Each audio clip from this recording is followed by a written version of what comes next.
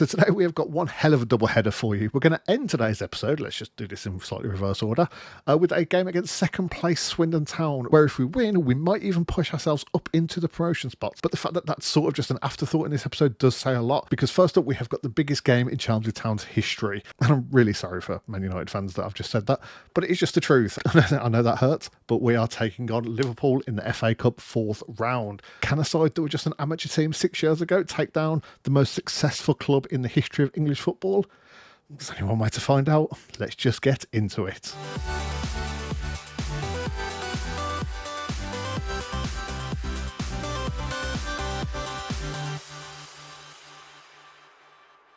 So we're starting this episode off with an incredible bit of news that's just come out of absolutely nowhere. We've actually had a takeover. Jack Gould is going to be replacing Ricky Woodthorpe as our chairman. Former director is relishing the prospect of taking the club forward. I think that means that we're not getting any new funds. Personal message, there's no plans to provide any more investment. Fair enough, false alarm, this was not exciting news. We're in the exact same position with just a different name. So quite annoyingly, I actually completely forgot that Trundle, Sherwood and Mulroney, I couldn't actually get them on full season long loans.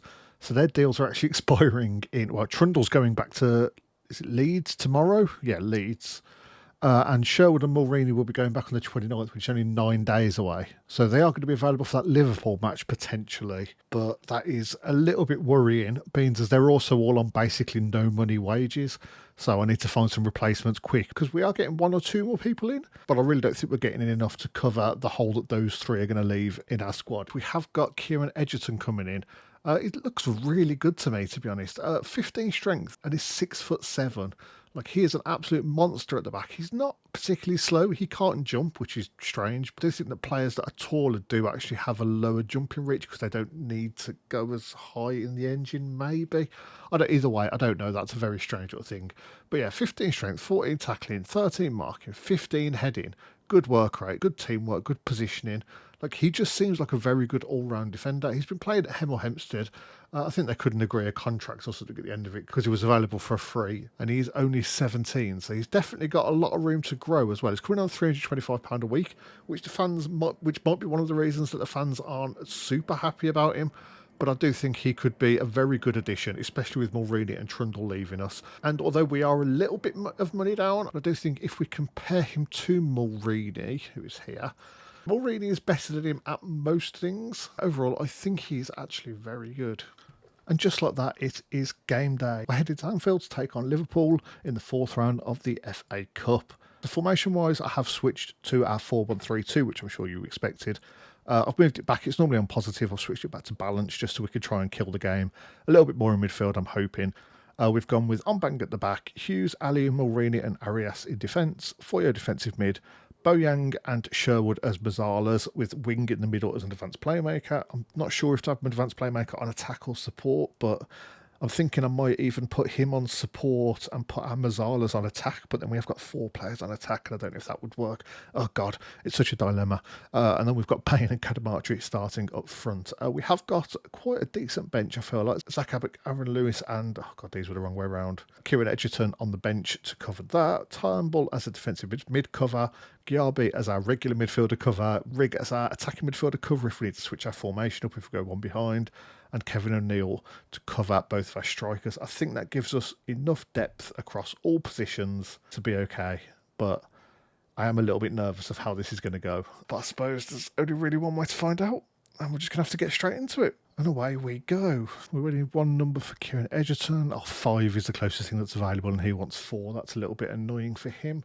Okay, I think we need to show everyone that their recent praise is justified. Put on a real show out there. Yeah, that seems to work for me. Sherwood is nervous. I don't like that. It's mostly our defence and midfield. Probably need a little bit of a boost. We'll just give everyone a boost. And they all seem happy with that. Okay, good news. Right, Liverpool are in a 4-3-3. And I only actually recognise 2 names there. Are they playing a weakened side against us? Oh, we're in our 4-1-3-2, obviously. Just before this game starts, I'm going to have a quick look through some of these players. So obviously I know Sheshko and Nunes. Pinyaev, that's their left winger. I mean, he is actually very good. Very fast, very good dribbler. I don't know, Vuk. Okay, yeah, this is not a weakened side. Perplatz is not brilliant, let's say. Johnson, he's very good. Lema, yep. And Yusufu, okay, yep. All right, they are not playing a weakened side. There is no hope here. We have got 47,000 people here today. Holy crap. That is insane. Hopefully we don't embarrass ourselves, because that's more people watching us than we sort of get in about 6 months at our club. Darwin Núñez hits the underside of the bar in the first highlight, and he gets another chance and hits it way over the bar in his second attempt. Just what I like to see. Now, just a minute or so later, Mohamed free kick deep inside their half, or just inside their half. Ball finds it all the way out to Pedro Luis on the left wing. Great little challenge by Arias there. I was worried he was going to give away a free kick, but he doesn't. Marinescu gets it back to Paplatz. Cassiani, one of the two. Either way, the ball comes all the way back to Yusufu. Goes very far off his line there, but the Liverpool have managed to cut us apart here, and Pedro Luis takes a shot from range, and it just goes slightly wide. But it was close enough to have me very scared. Let's give just a quick encourage shout, just to make sure that everyone's feeling good. Yep, that's gone down very well. And the encouragement might have been all for nothing. Sheshko puts Liverpool ahead with a corner, with a header into the near side. In just the 18th minute, I was really hoping we could have held on for a bit longer than that. Yeah, I mean, no one picks him up. Arias just doesn't react on the post. Shut this crowd up. Yeah, this is not the start we wanted, but I suppose it's not exactly unexpected, but I'd just like for us to have a highlight, because this is all them at the moment. Unless they managed to miss another header, I'm not sure how they got that one, but Bain and Kodamatri are both on yellow cards. I might have to take one of them off at half time if we get that far. We've actually also had very even XG. We've had 8 shots and we just haven't seen any of them.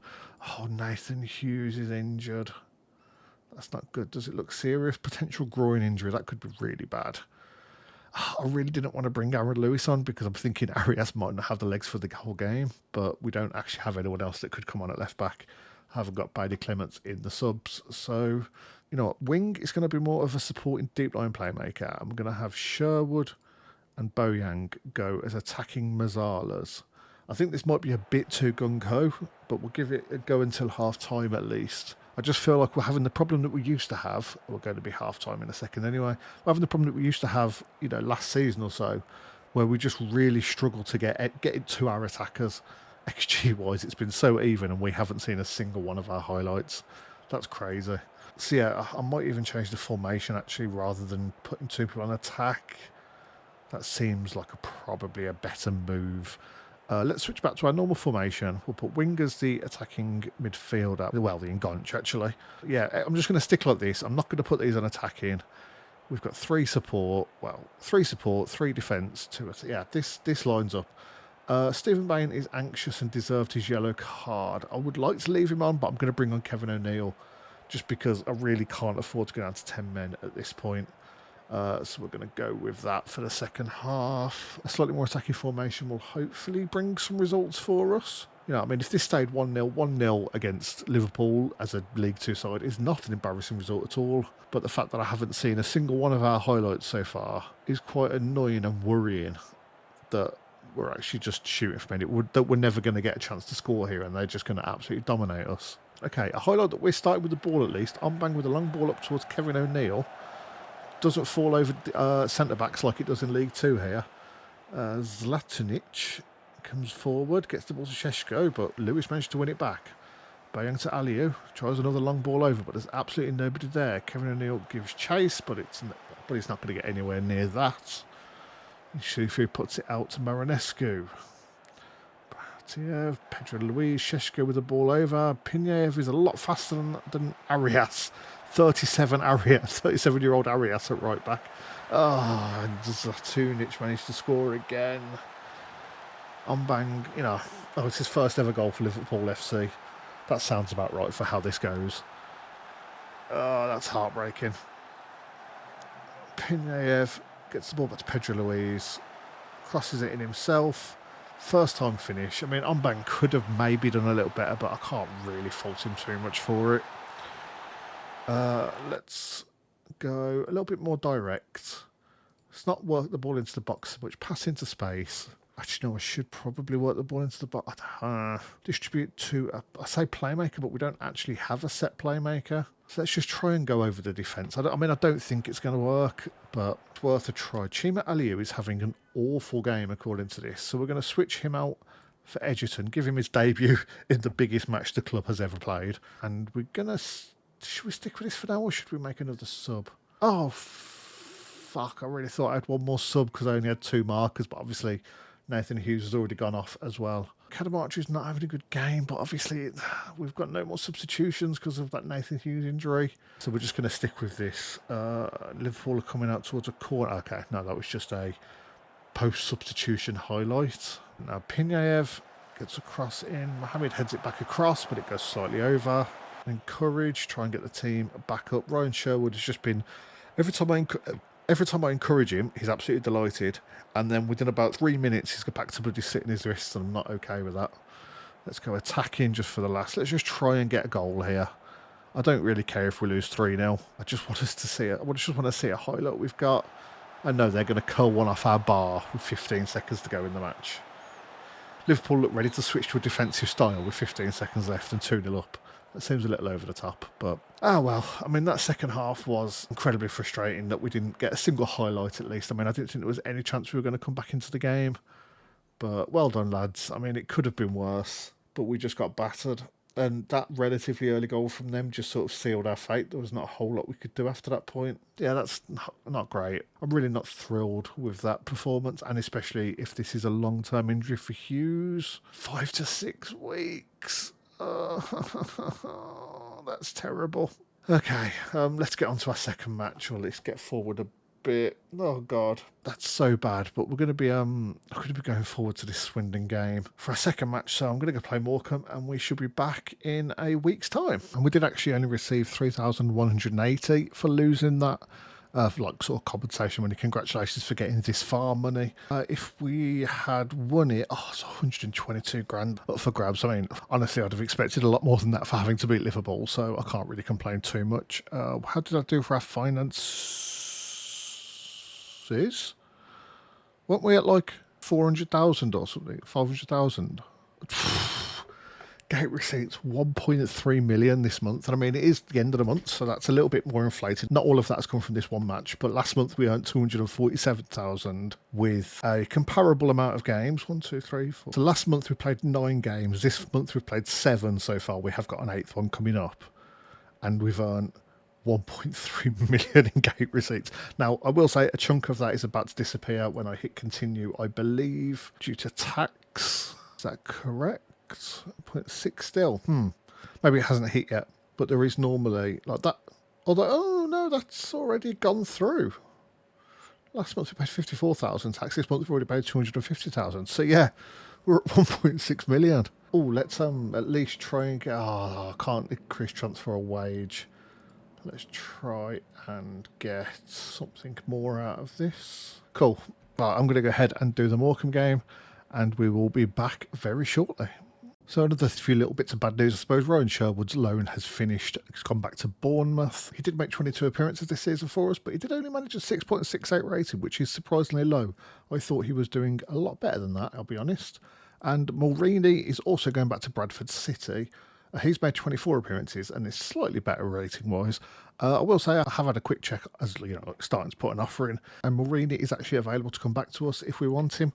It's going to cost £325 a week though, so it's going to be a lot more than we were paying him. I don't think we were paying him anything actually, but we've basically got transfer deadline day coming up tomorrow, so I'm going to have a look for some better options, and if not, he's a relatively reliable option for us to go back to, I suppose. The transfer deadline day rumour of my dreams. Heung-min Son is rumoured to be coming to Chelsea Town in a £5.5 million deal. There is absolutely zero chance of that being able to happen, obviously. But I assume this happened because I've got him on my shortlist, just because, as I'm moving up the divisions and he's getting a bit older, he is one of my favourite players. I'd like to try and get him, but he's probably just going to retire out of nowhere, you'd have thought. It's probably a similar story for Juninho Bacuna, a Birmingham City player. I do quite like him, and if I do go up this season, I wouldn't mind trying to bring him over to play for us. But yeah, could you imagine Son coming to play in League 2 for us? That would be insane. So in between the Morecambe game and the Swindon game that we're going to be doing next, the transfer window has actually closed. So I've gone through deadline day, and we have actually got 3 new arrivals into the squad. And the first of which is actually Derek Griffiths, who's been rated as the top deadline day deal a loan deal from Spurs. Obviously, we've got a partnership with them, and he's just looking very good for our team, to be honest. I was a little bit annoyed when we made the partnership that it was only that one sort of middling defender, is it Milton Hodges or something, that wanted to come to us. I think he's made one appearance maybe so far. He's not really been a key part. But if we compare Derek Griffiths here to like Chima Aliou, you can see for the attributes, he's definitely got him. It looks like he's got him pretty comfortably beaten in a lot of areas. But he is only slightly better than him, but he is better than him, and he's not costed us any wages. So I feel like that is a pretty fantastic deal. He's basically the exact same player as Chima Aliou, apart from he's got slightly better vision, slightly better physicals, and yeah, as you can see here, it's pretty even on technicals. He's got him definitely beaten on mentals, and it's also pretty even on physicals, to be honest. I think it's just, the balance, the natural fitness, and the stamina are three quite important parts. And Chima Aliou's main strength is actually his strength, funnily enough, and it's only very slightly better than Derek Griffiths. But yeah, I'm delighted to have him for the rest of the season. Joining him, we've also got Vasilis Darmaros coming in as a striker from Spurs again. Also no wages, and he's definitely not going to be our first team option, I wouldn't have thought. The 10 finishing does really let him down in that position. But I saw I could get him for free, and I was thinking, well, I might as well get him in anyway for a bit of backup. But then I compared him to Wilden, who is more of our backup striker at the moment. And while they're both very different kind of players, because obviously Wilden is obviously much more aerial, he's got him slightly beaten on mentals and physicals. He's a big man that's, ideally a target forward, so that would make sense.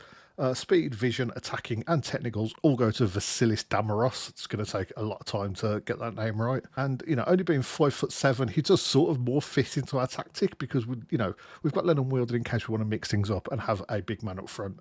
But it very rarely comes down to that, and we very rarely use that option. So I think he's just better all round. And Darmaros' 10 finishing, which is probably his main weakness, is also the exact same as Wilden's. So yeah, I think he'll be a good option. Like I said, he's basically going to be our sub/reserve. But if we're not paying him, then why not really? And actually, joining both of those is our first ever player that we've paid money for. Although I say we've paid money for him, it was actually £5,000 compensation. So it was a free deal as far as I was aware, right up until the point of where I had to accept it, and it said 5,000 is going to be deducted from the trade budget. But yeah, Scott Mullin is joining, defensive midfielder/midfielder. He's definitely going to be stepping into that ball-winning midfielder position a lot more than anywhere else, I would say. But yeah, good passing, tackling, teamwork, bravery, both stand out. Quite strong. He's 5'10", decent strength. Overall, I think he's a very good addition, and he's got a boatload of potential. He's potentially a championship standard, so hopefully we can get something out of him. He has been pretty much a first teamer at Leamington for the last 2 seasons, all the way down in the Southern League Division 1 Central, and we managed to find another needle in all of that haystack and bring Scott Mullin up into League 2. As far as outbound transfers go, we didn't actually have any during transfer deadline day. I was trying to get rid of quite a few players, but no one really had any bites at all. So I did also realise during that before the Liverpool game, I didn't actually do a recap on the matches that had happened in between the Fleetwood match and the Liverpool match. So we're going to quickly go over those now, right before we jump into the Swindon game. So there was 3 games in between Fleetwood and Liverpool that we played. One of them was the quarter-final of the Papa John's Trophy, but the first one was actually a 2-1 victory over Oldham Athletic. And I do remember this game, we were so dominant. Yeah, I mean, look at the XG. Yeah, 2.71 XG. I mean, both teams actually underperformed their XG looking at it, and very, weirdly similar, 18 shots each. We had 1 extra on target than they did. This was a game that I did feel very comfortable in. We got off to a relatively decent start in the second half. A nice Sherwood ball over to O'Neill. He managed to slot it right into the top corner. Beautiful little finish. Nice composure from the big man up front. Then an Aaron Lewis penalty in the 72nd minute. Really sort of solidified our lead. They did get one back late with a Kavanagh header. Managed to beat Ombang, but that was not enough for them to get back into the game, and overall, a very good 3 points. We followed that up with a 1-1 draw to Exeter. I was really hoping that we'd get more than this. I think Exeter was struggling quite a bit in the league. We did have to rotate a few positions, this is by no means our first choice midfield. We were playing Wilden up front, but I definitely feel like we should have got more out of this than we did. And this might be Danny Wing's goal of the season. We'll have to get to that in a second, because first off, on the half-hour mark, we got hit by a taste of our own medicine. Long ball over, finds Clarvis, and just comfortably beats Ombang. But then just before half-time, a Hughes corner gets headed out. Wing collects it. Him and Hughes have a little 1-2. And then just look at that. Look at that strike. Look at that. That's what we've got him for. Danny Wing, beautiful finish, managed to rescue us a point. Absolutely delighted with that. And the reason that we were resting our midfield a bit for that game that ended up being 1-1 against Exeter was because we had the quarter-final of the Papa John's Trophy coming up after against Milton Keynes Dons. Now, Milton Keynes Dons are a League One side, so it was definitely going to be a tough game, but they are struggling a bit, so realistically there's only like 10 league places between us, so not too bad. But it all came down to a set piece with a Stephen Bain header. When in the 25th minute, 28th minute, Hughes corner, Stephen Bain nods it in. No worries at all. It felt like we didn't have many chances in this game. No, we only got 3 on target. You can see from the XG, every one of our chances was reasonably good, but we didn't have many of them, whereas obviously Milton Keynes were constantly having, little bits here and there. There wasn't actually too many highlights for them, but yeah, I think we did sort of nick that one. I did feel a little bit guilty for just how much we smash and grabbed it. And funnily enough, that quarter-final has set us up with the semi-final up against Liverpool again. Liverpool under 21s this time. So that's probably going to be a couple of episodes, maybe even next episode, depends how far forward we go. But yeah, after the Liverpool game, obviously you've just seen us, we lost 2-0 in that. We played Morecambe. We bounced back very nicely with a 3-0 victory. And Lennon Wheeldon was actually very good in this game. He got the first goal here. Rigg managed to put him through, and it was just a nice composed finish to the right of the goalkeeper in the 15th minute. And then just 8 minutes later, we doubled our tally. Long ball comes in, it falls to Woodyard at the edge of the box, and he gets it to Rigg, who just rockets it into the roof of the net. Before late in the game, we got our third. Wheeldon this time turns provider, gets the ball back to Dunn, and a pretty bad shot that just gets deflected.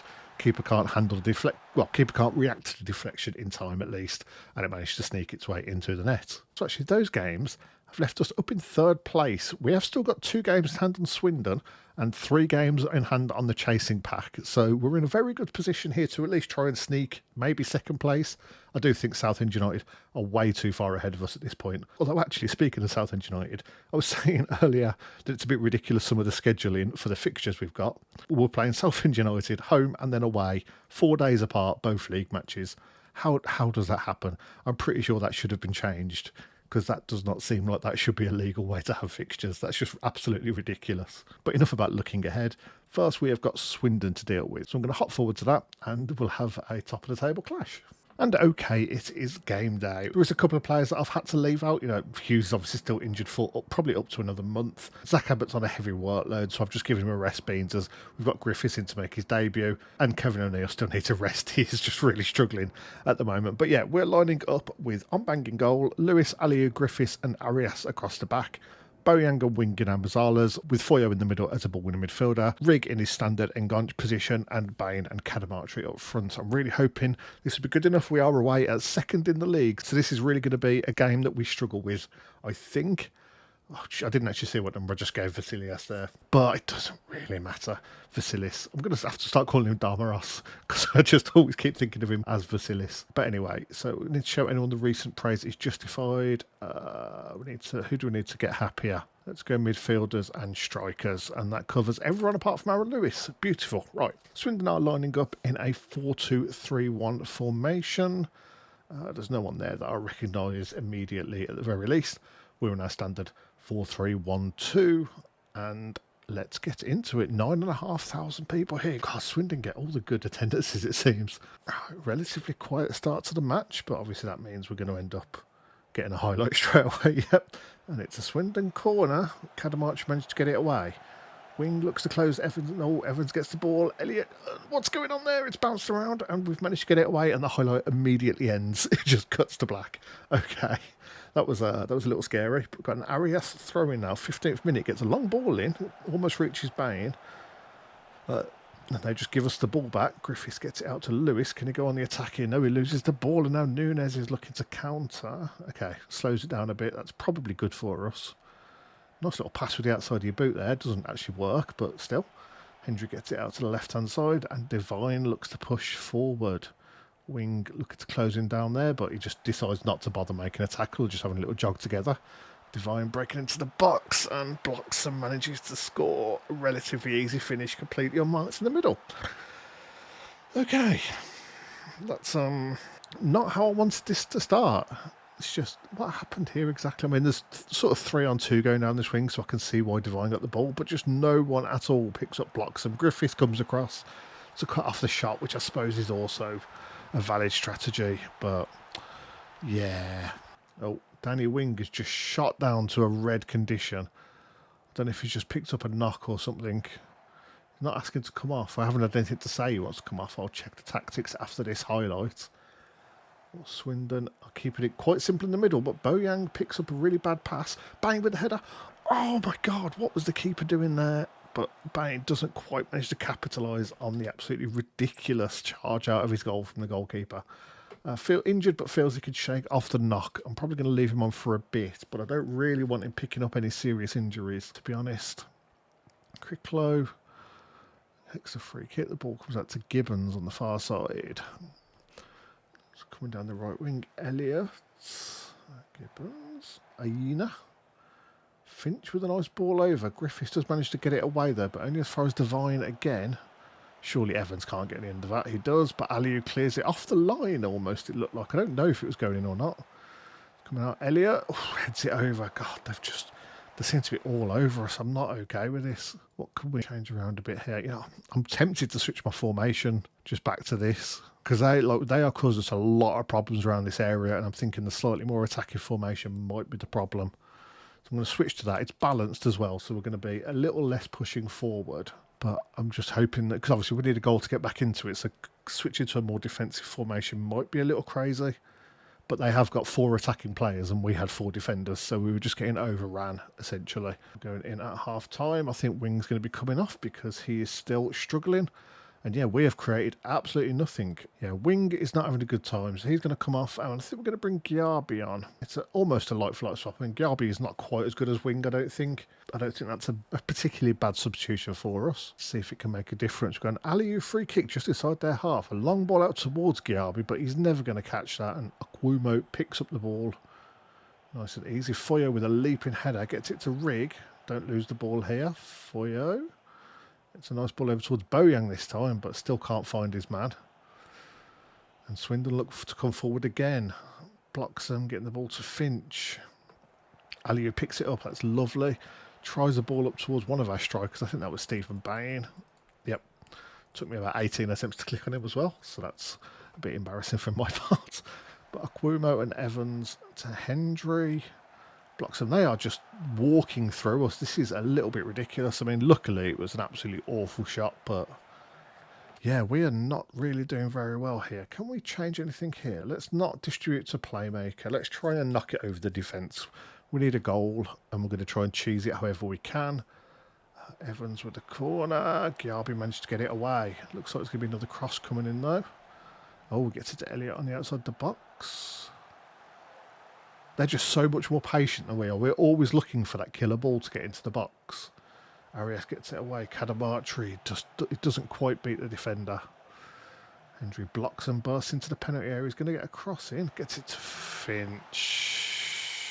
I feel like we're sort of being put in our place a bit here. I feel like this is sort of showing that we are better than a lot of the league. As far as the league leaders go, I mean, I know Swindon aren't the league leaders, but they're one of the promotion spot teams. We maybe do not measure up. I'm going to do a demand more just to try and get everyone really going for it. Half the team seem to have reacted really well to that. Half of them, are wishing that I died right now. What are we doing? Stephen Bain is anxious and not really performing. And both of these, like Cadamartri and Bain, are both struggling a bit to make an impact. Cadamartri got a slightly lower rating, but I'm going to take Stephen Bain off just because he's got that anxious, body language. I'm going to bring Damaros on. We're going to give him a chance.